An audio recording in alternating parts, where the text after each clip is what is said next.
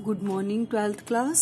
आज हम करेंगे क्लास 12th चैप्टर 7 इंटीग्रल्स का एग्जाम्पल नंबर 5। एग्जाम्पल 5 स्टार्ट करने से पहले मैं आपको ये बता दूं कि इंटीग्रेशन को सोल्व करने के लिए हमारे पास 3 मेथड्स होते हैं।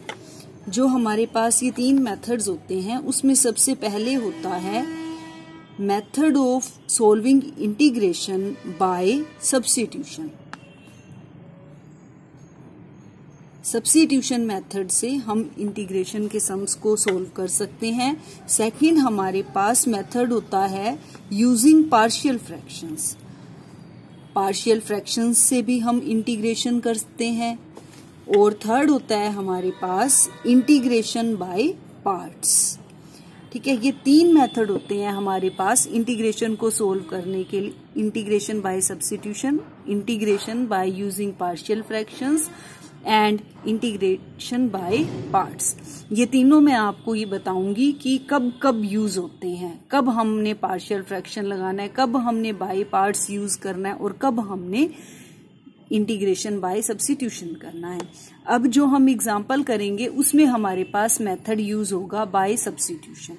सब्स्टिट्यूशन मेथड से हम क्या करते हैं कि हमें सम में ये देखना होता है कि हम किस चीज को, किस वेरिएबल को क्या पुट करें और उसका जो डेरिवेटिव है क्या वो भी वहां पर पड़ा है।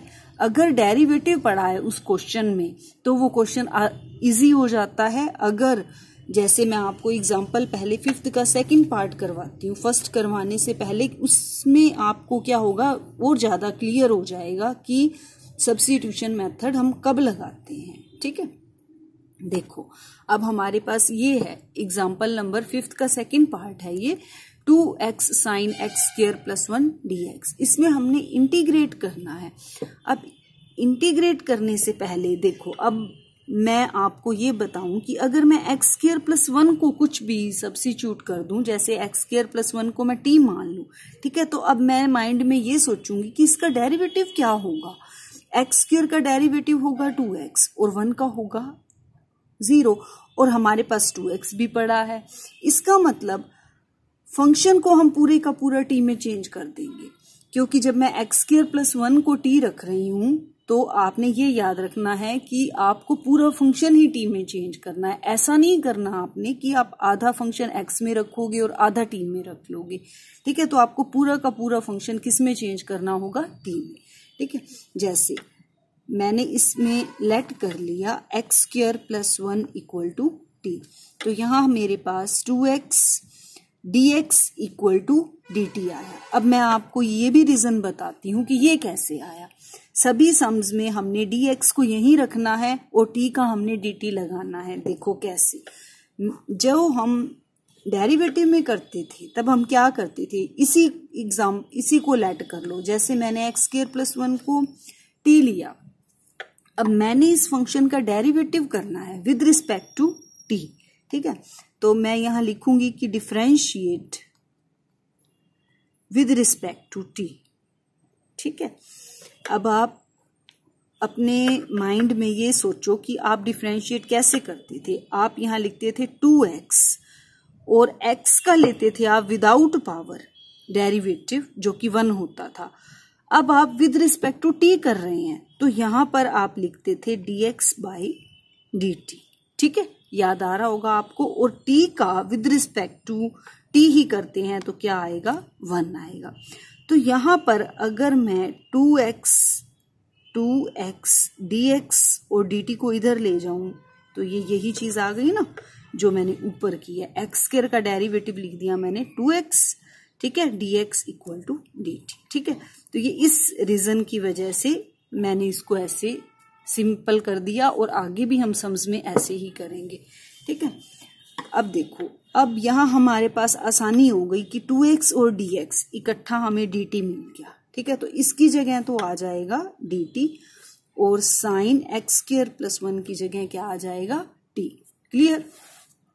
अब देखो, अब साइन t की इंटीग्रेशन क्या होती है, माइनस कोस t। ठीक है, प्लस सम कांस्टेंट c।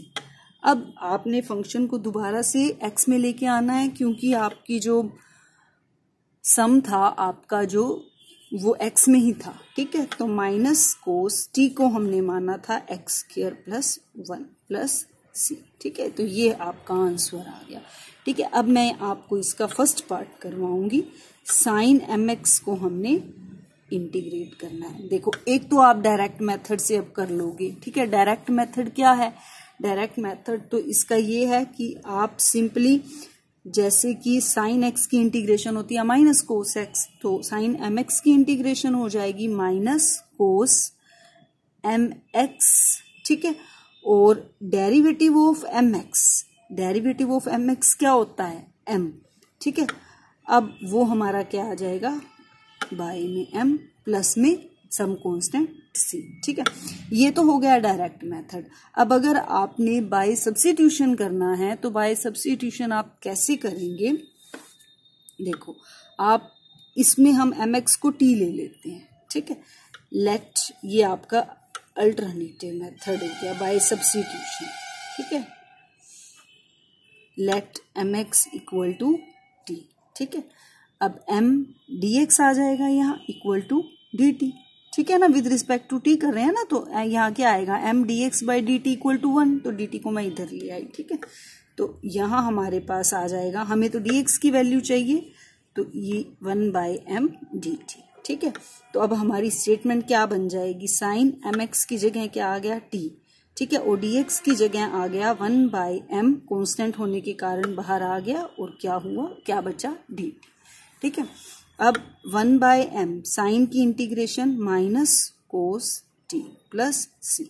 अब अगेन इसको चेंज कर दो, t को हमने क्या माना था? mx प्लस c, ठीक है। तो ये दोनों ही मेथड से हमारा आंसर जो है वो सेम आ गया, ठीक है। अब करेंगे हम एग्जाम्पल नंबर 5 का थर्ड पार्ट। 5th के थर्ड पार्ट की स्टेटमेंट है tangent for root x second square root x by root x, ठीक है। अब देखो, सब्स्टिट्यूशन मेथड में आपने क्या देखना है कि आप किस फंक्शन को t मानो कि हमें सम में उसका डेरिवेटिव भी दिखाई दे जाए, ठीक है। सबसे इजी जो तरीका होता है इसका, देखो, अगर मैं टेंजेंट को t मान लूं, टेंजेंट रूट x को अगर मैं t मान लूं, तो मुझे पता है कि टेंजेंट x का जो डेरिवेटिव होता है वो सेकेंड स्क्वायर होता है, ठीक है। टेंजेंट x का डेरिवेटिव क्या होता है? Second square. तो मैंने इसीलिए यहाँ पर टेंजेंट x को क्या मान लिया? t मान लिया, ठीक है। क्यों? क्योंकि मुझे अब हमारे पास रूट x है, तो मैं रूट x को मान लूंगी t, टेंजेंट रूट x को क्या मान लिया? t, ठीक है। तो अब यहाँ पर डिफरेंशिएट कर रहे हैं, ये भी बात आपने याद रखनी है। पीछे मैंने आपको ये बताना भूल गई हूँ कि जो यहाँ पर हमने क्या करना है, इंटीग्रेशन की बजाय क्या करना है यहाँ? डेरिवेटिव। जब हम लेट करते हैं ना फंक्शन को, x की किसी भी वैल्यू को हमने t माना, तो उसके बाद हमने क्या करना है? डेरिवेटिव लेना है, ठीक है, ताकि हमें इंटीग्रेशन करते हुए वैल्यूज पता चल जाएं, ठीक है। अब देखो, अब डिफरेंशिएट किया मैंने विद रिस्पेक्ट टू x, ठीक है।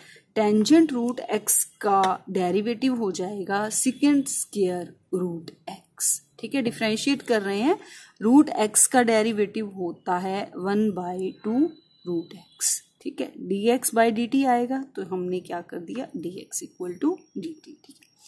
अब देखो, मुझे सेकेंड स्क्वायर रूट x भी चाहिए और बाई में रूट x भी चाहिए, ठीक है ना।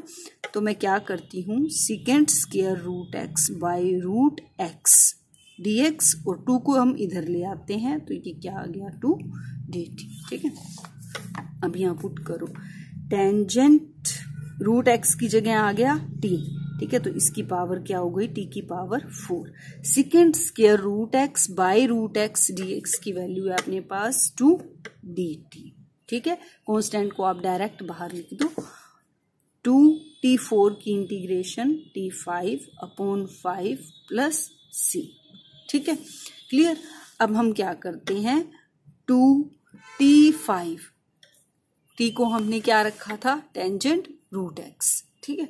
तो टेंजेंट की 5 root x upon 5 plus c, ठीक है। क्लियर हो गया? ये हमारा आंसर आ गया। अब हम कर देंगे फिफ्थ का फोर्थ पार्ट।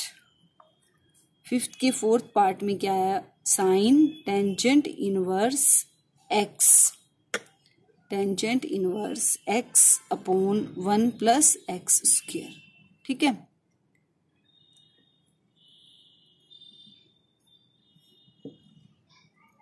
इसको हमने इंटीग्रेट करना है।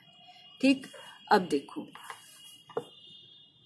साइन को कुछ भी लेट करने की बजाय आप ये देखो साइन का डेरिवेटिव यहाँ नहीं है। ठीक है, अगर मैं टेंजेंट इनवर्स एक्स को कुछ पुट करूं तो टेंजेंट इनवर्स एक्स का डेरिवेटिव हमें पता है 1/1 प्लस एक्स स्क्वायर होता है, तो वो हमारे पास यहाँ पड़ा है।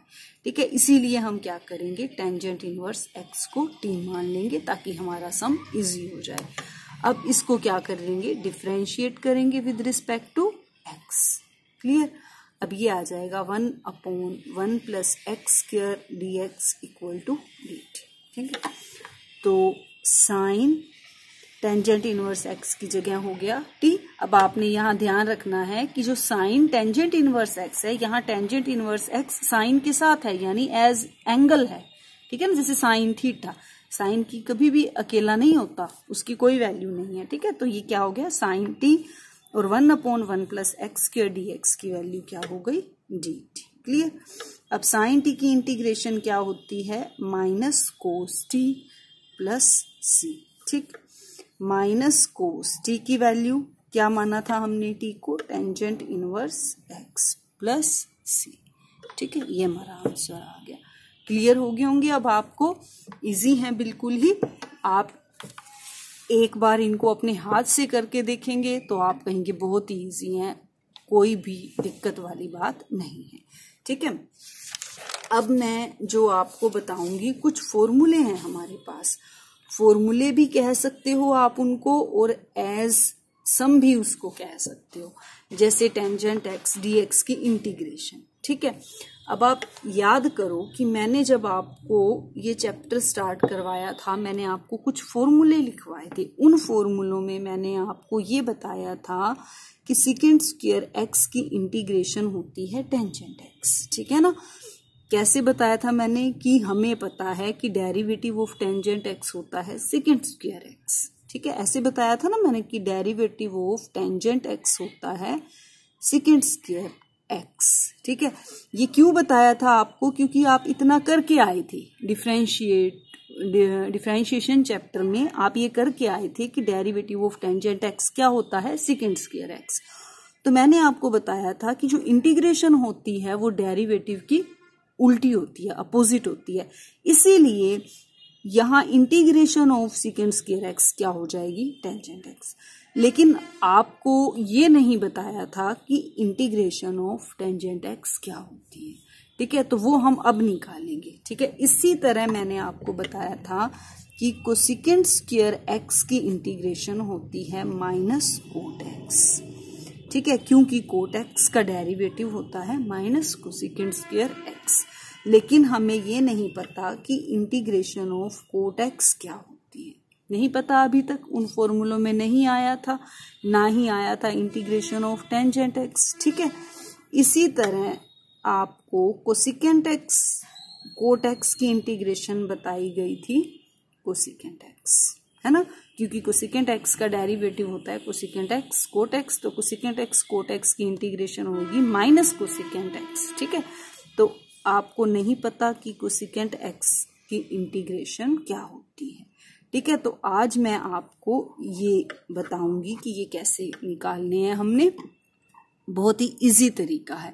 इन फॉर्मूलों को आपने याद भी रखना है और इनके प्रूफ भी आपको आने चाहिए। ठीक है ना, तो अब हम ये करेंगे पहले कि इंटीग्रेशन ऑफ टेंजेंट एक्स क्या होती है। ठीक है, अब इंटीग्रेशन ऑफ टेंजेंट एक्स निकालने के लिए टेंजेंट एक्स को मैं लिख सकती हूँ sine x by cos x. ठीक है, अब जो कोस एक्स होता है, ठीक है, कोस एक्स का डेरिवेटिव होता है माइनस साइन एक्स। ठीक है, इसका मतलब मैं कोस एक्स को कुछ पुट कर सकती हूँ, सब्स्टिट्यूशन मेथड हम यहाँ लगा सकते हैं। ठीक है, तो इसीलिए मैंने कोस एक्स को क्या मान लिया, टी मान लिया। ठीक है, let cos x equal to T. तो डिफरेंशिएट करने पर by differentiating minus sine x d x equal to d t. ठीक है, इसको मैंने डिफरेंशिएट कर दिया। ठीक है, तो साइन एक्स डी एक्स क्या हो जाएगा हमारे पास माइनस डी टी। तो यहाँ पुट कर दो, साइन एक्स डी एक्स की वैल्यू हो गई माइनस डी टी और कोस एक्स की वैल्यू हो गई टी। क्लियर। अब देखो, अब आपको ये पता है कि 1/x की इंटीग्रेशन होती है log x। बताया था ये मैंने आपको फॉर्मूलों में, क्योंकि log x का डेरिवेटिव होता है 1/x। ठीक है, तो 1/t की इंटीग्रेशन क्या हो जाएगी log t। ठीक है, तो इसको इंटीग्रेट करके क्या आ गया minus log t plus c। ठीक है, अब अगेन t हमने किसको माना था cos x को, तो ये हो जाएगा minus log cos x plus c। Clear. ठीक है, अब मैं इसको ऐसे लिख सकती हूँ log cos x की पावर -1 प्लस c। ठीक है, और इसको मैं लिख सकती हूँ 1/cos x प्लस c। ठीक है, लिख सकते हैं ना, और 1/cos x होता है log secant x। ठीक है, प्लस c। ठीक है, अब देखो, अब हमारे पास टेंजेंट एक्स की इंटीग्रेशन आ गई log secant x plus c। इसको आप ये भी याद रख सकते हो minus log cos x plus c। अगर माइनस आपने हटाना है तो cos x को आप किस में चेंज कर दोगे secant x में, log secant x plus c। ठीक है, तो ये अब आपका टेंजेंट एक्स की इंटीग्रेशन का फॉर्मूला हो गया log secant x। By chance अगर आप भूल भी जाते हो एग्जाम में कि इसका क्या होती है इंटीग्रेशन, तो आप इसको ऐसे निकाल के भी देख सकते हो रफ में, बहुत इजी है। इसको आप अपने माइंड में भी कर सकते हो। साइन बाय कोस लिखा हमने टेंजेंट को, फिर कोस एक्स को हम टी मान लेंगे तो वो 1/t आ जाएगा, वो log माइनस के log कोस एक्स हो जाएगा, और माइनस log कोस एक्स का मतलब log secant x हो जाएगा। ठीक है, तो ये आपको करते करते प्रैक्टिस भी हो जाएगी अच्छे से।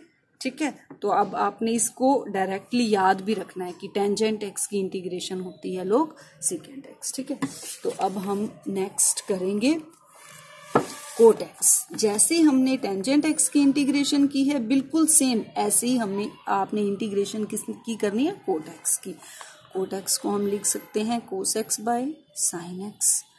ठीक है, अब ये ध्यान रखो कि जो नीचे डिनोमिनेटर में पड़ा है ना उसको आपने लेट करना है। ठीक है, ताकि ऊपर वाला तो dx के साथ ही रहेगा ना। Let sine x equal to t, cos x dx equal to क्या आ जाएगा dt डिफरेंशिएट करने पर। तो अब यहाँ डायरेक्ट इसकी वैल्यू रख दो, कोस एक्स dx की वैल्यू क्या आ गई dt, और साइन एक्स को हमने क्या माना है t। तो इसको इंटीग्रेशन करेंगे तो क्या आ जाएगा log t plus c। t को हमने क्या लिया था साइन एक्स, तो log sine x plus c। ठीक है, तो ये आपका आंसर आ गया। अब थर्ड पार्ट हमने करना है इंटीग्रेशन ऑफ secant x। अब इंटीग्रेशन ऑफ secant x निकालेंगे हम। इसमें आपको थोड़ा सा याद रखना पड़ेगा, क्योंकि अगर आप इसको 1/cos x करके करते हो, मेथड हम वो भी लगा सकते हैं, लेकिन वो जो है वो बच्चों के लिए थोड़ा लंबा चला जाता है मेथड। एक्चुअली में आपको इसका फॉर्मूला ही याद रखना है ना। फॉर्मूला जब आपको याद हो जाएगा तो आपको इसको ये भी याद में रह जाएगा कि आपने क्या करना है। इस सम में secant x plus tangent x से आपने ऊपर नीचे यानी न्यूमरेटर और डिनोमिनेटर दोनों में आपने इसको मल्टीप्लाई करना है secant x plus tangent x को। ठीक है, ये स्टेप आपको याद रखना होगा। तो मैंने क्या किया, मल्टीप्लाई कर दिया मैंने, या फिर आप ये कहो कि मैंने secant x को ऐसे लिख दिया, secant x into secant x plus tangent x by secant x plus tangent x। ऐसा करने से हमारी स्टेटमेंट पर कोई फर्क नहीं पड़ा। ठीक है, लेकिन इस सम पर बहुत फर्क पड़ेगा। देखो कैसे, अब इसको मैंने अंदर मल्टीप्लाई कर दिया, secant square x plus secant x tangent x। ठीक है, upon secant x plus tangent x dx। ठीक है, अब मैं क्या करती हूँ, let secant x plus tangent x equal to t। ठीक है, अब इसको डिफरेंशिएट करेंगे बाय डिफरेंशिएटिंग। secant x का डेरिवेटिव होता है secant x टेंजेंट एक्स, और टेंजेंट एक्स का डेरिवेटिव होता है second square x dx equal to dt। ये देखो अब ये चीज हमारे पास ऊपर पड़ी है, ठीक है, इस सारे की जगह क्या आ गया dt, ठीक है, dt, और हमने इसको क्या माना था t, ठीक है। तो अब सब्स्टिट्यूशन में अब आप समझ ही गए होंगे कि आपने किस हिसाब से किस फंक्शन को मानना है, ठीक है, ताकि हमें उसका डेरिवेटिव उस सम में मिल जाए, ठीक है। ये क्या आ जाएगा log t, ठीक। अब log t किसको रखा था हमने, second x plus tangent x को प्लस सम कांस्टेंट c, ठीक है, क्लियर हो गया। ये आपका आंसर आ गया इसका, यानी सेकेंड एक्स की इंटीग्रेशन को आपने याद रखना है, क्या होती है log second x plus tangent x. देखो अब आपको याद तो करना ही है कि सेकेंड एक्स की इंटीग्रेशन होती है log second x plus tangent x. तो अगर आपको ये याद ही रखना है, तो अगर आपको इसका करना भी पड़ गया, आपको इसको सोल्व भी करना पड़ गया, तो आपको इसके मतलब इंटीग्रेशन जो आपने याद रखी हुई होगी उससे आपके दिमाग में आ जाएगा कि हमने second x plus tangent x से क्या करना था, मल्टीप्लाई और डिवाइड करना था, ठीक है। तो आज के लिए इतना ही, बाकी के आगे की जो इंटीग्रेशंस हैं को सेकेंड एक्स की वो मैं आपको कल करवाऊंगी, ठीक है। See you next time, thank you.